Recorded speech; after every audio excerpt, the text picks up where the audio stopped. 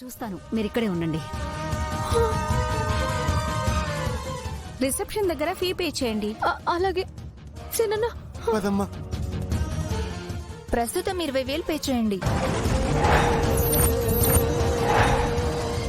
Discharge చేసే ముందు 10,000 pay చేయాలి. 20,000? కానీ నా దగ్గర అంత డబ్బు లేదండి. మరి అంత బిల్ ఏంటి మేడం? మేము లేని వాళ్ళు మేడం.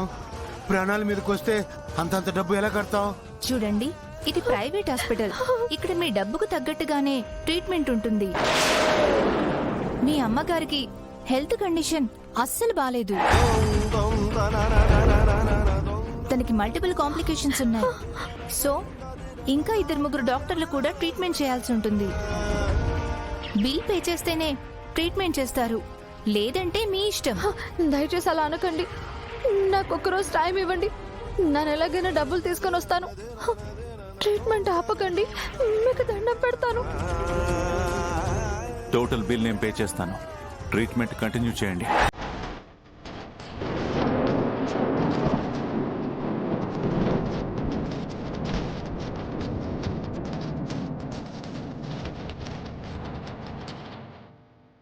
చాలా థ్యాంక్స్ సార్, సమయానికి వచ్చారు.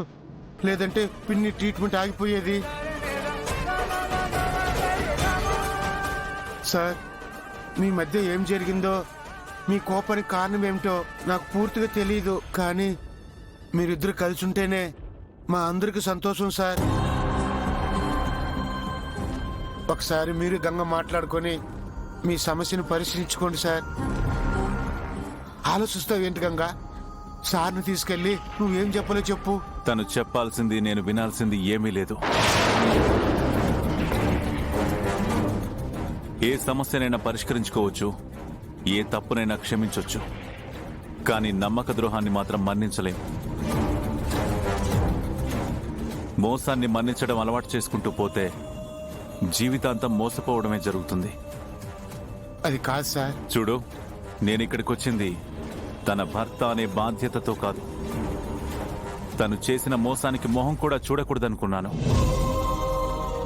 కానీ తను చేసిన తప్పుకి వాళ్ళ అమ్మగారెందుకు శిక్ష అనుభవించాలి? అందుకే మానవత్వంతోనే నేను ఈ సహాయం చేశాను. మనిషిని కదా, మోసం బాధ పెట్టినా మానవత్వాన్ని మర్చిపోలేదు. కొందరికి అది అర్థం కూడా కాదు.